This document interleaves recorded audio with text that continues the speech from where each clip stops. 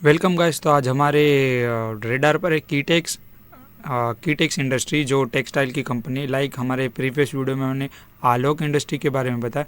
अब ये कीटेक इंडस्ट्री में तो हमें ऐसा लग रहा है कि इसके अंदर अच्छा खासा मोमेंटम हमें देखने मिल सकता है जो अपसाइड की ओर है। तो चलिए इसके चार्ट के बारे में अब हम डिस्कस कर लेंगे। ये स्टॉक ऑल टाइम लो के क्वार्टरली के डिमांड जोन से चल रहा है, यानी कि almost half yearly and yearly.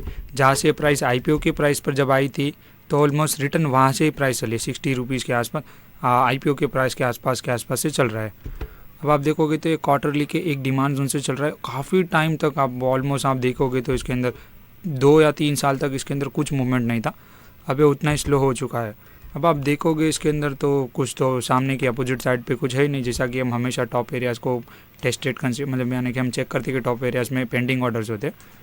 But फिलहाल के लिए तो यहाँ पर कुछ नहीं है। इसका जो नियरेस्ट टारगेट है जो अच्छा खासा है वो मल्टी बैगर के हिसाब से, बैगर भी नहीं तो आप इसके अंदर नियरेस्ट टारगेट देख सकते हो। अगर लॉन्ग टर्म के हिसाब से चलोगे तो 500 प्लस का है।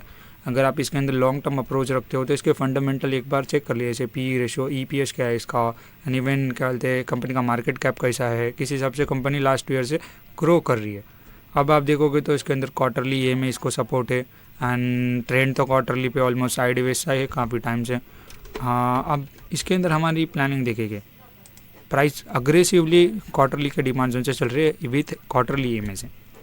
मंथली पर आप चेक करोगे तो मंथली पर कोई खास है ही नहीं, सप्लाई जोन ना कोई डिमांड जोन, कुछ भी खास नहीं। आप देखोगे तो ये इससे टेस्टेड है, ये स्टेटेड है, ये सारी चीज़ें एक दूसरे से टेस्टेड है। ये टॉप एरिया टॉप एरिया। इसके अंदर नियर बाय सप्लाई जोन आप अगर इसकी वीक भी कंसिडर करोगे तो 450 का है, तो यानी कि ऑलमोस्ट 200 से 400 यानी कि 2x अराउंड प्राइस इसकी टारगेटेड है इन लॉन्ग टर्म।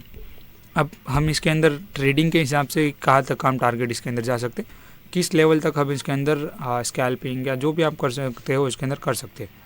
फ़िलहाल तो मुझे इसके अंदर कोई अच्छा सप्लाई जोन नहीं दिख रहा है जो इसको प्राइस को फिर से यानी कि अच्छे खासे लेवल से नीचे ऑल टाइम लो तक ला सके। अभी तो इसके अंदर कुछ नहीं, इसके अंदर बाइंग ऐड होती रही है जिस हिसाब से स्टॉक अभी जीरो नहीं होता, क्योंकि कंपनी के फंडामेंटल्स होते हैं, कंपनी का कैश असेट्स होता है। एक आध दो स्टॉक होते हैं जैसे सालों में 10 सालों में एक बार, जैसे यस बैंक, ऐसे आइडिया यस बैंक, ऐसे स्टॉक्स में कभी कभी हो जाता है। तो इसलिए आपको पहले उनका मार्केट कैप में थोड़ा बहुत फंडामेंटल्स भी देखना चाहिए। अब आप इसके अंदर देखो तो वीकली पर सारे अग्रेसिवली डिमांड जोन चल रहे हैं। अब इसके अंदर वीकली पर देखोगे ना तो ये लास्ट मंथ से ना काफ़ी, ये देखो छोटी छोटी कैंडल बना रहा है। अब वीकली ये में सपोर्ट है, वीकली का ट्रेंड अप है, मंथली का भी ट्रेंड अप है। अब अपोजिंग साइड पर कोई खास सप्लाई जोन नहीं जिसको हिट करके प्राइस आ रही हो। आप चेक कर सकते हो उसके अंदर 220 का हाई लगाया था लास्ट मंथ में, तो उसके बाद से प्राइस काफ़ी स्लो हो चुकी है, जैसा नवंबर स्टार्टिंग में जो हुआ था, क्योंकि मार्केट थोड़ा बहुत करेक्शन के कगार दे रहा था इसके लिए।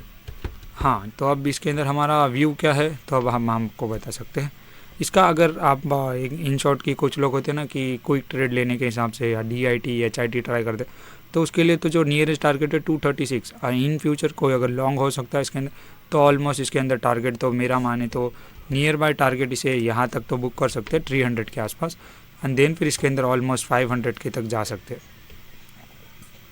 जो एकदम लॉन्ग हो सकते, 450 या 500 के अब इसके अंदर जा सकते हैं। अब इसके अंदर हमारी एंट्री कहाँ पर होगी, SL कहाँ पर होगी, तो उसके बारे में डिस्कस कर सकते हैं। ये है वीकली का टाइम फ्रेम। यहाँ पर देखोगे तो सारे वीकली डिमांड जोन चल चुके, सारे वीकली सप्लाई जोन चल चुके। जैसा कि हमें पता है कि हम वीकली सप्लाई जोन पर मैक्सिमम टारगेट बुक होता है हमारा, तो अब यहाँ पर वीकली सप्लाई जोन तो कुछ है ही नहीं।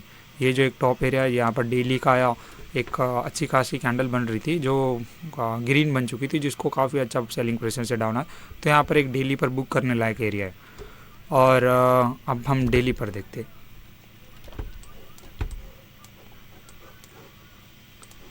तो डेली पर इसका जो डेली का डिमांड जोन था ये आज इसने एंट्री दी है इसके अंदर।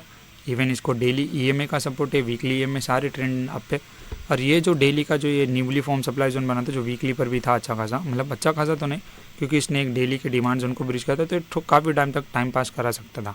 इसने ऑलरेडी इस तारीख को जब प्राइस ने उसको हिट करी थी 15 नवंबर से आज आप देख सकते हो 28 नवंबर, ऑलमोस्ट 15 डेज़ के आसपास इसने प्राइस को काफ़ी अच्छे से रोके रखा है। और जिस दिन प्राइस यानी कि ये 22 नवंबर को, तो मुझे लगा कि ये ऑलमोस्ट ब्रीच ही कर देगा, क्योंकि 2 दिन तक अच्छी खासी कैंडल बन रही थी। और कल इसके लिए हमने एक शॉर्ट्स वीडियो भी अपलोड किया था इसके लिए, मिनिमम जिसको ट्रेंड लाइन ब्रेकआउट वाला चाहिए उसके लिए। अब आप इसके अंदर चेक करो तो आप इसके अंदर अप ट्रेंड काफ़ी टाइम से चल रहा है, जैसे मैं आपको बताता हूँ।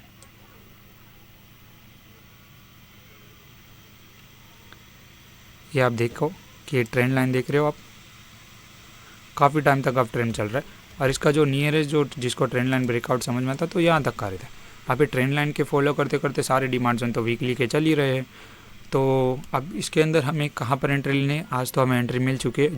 जिसने भी मिस करी वो 1-2 रुपये तो यानी कि ऑलमोस्ट आप देखो हमारा 209 पर एंट्री थी, अब 210.50 यानी कि 1.5 रुपये अभाव या 1 रुपये अभाव की हमारी में एंट्री चल रही है।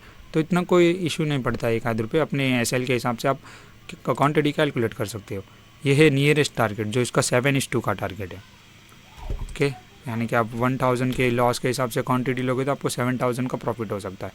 ये होता है लॉस और ये होता है रिस्क मैनेजमेंट में। आप समझ सकते हो कि किस हिसाब से रिस्क मैनेज कर सकते हो। बट इनिशियली इसका टारगेट होता है 294 के आसपास, ऑलमोस्ट 20:1 का।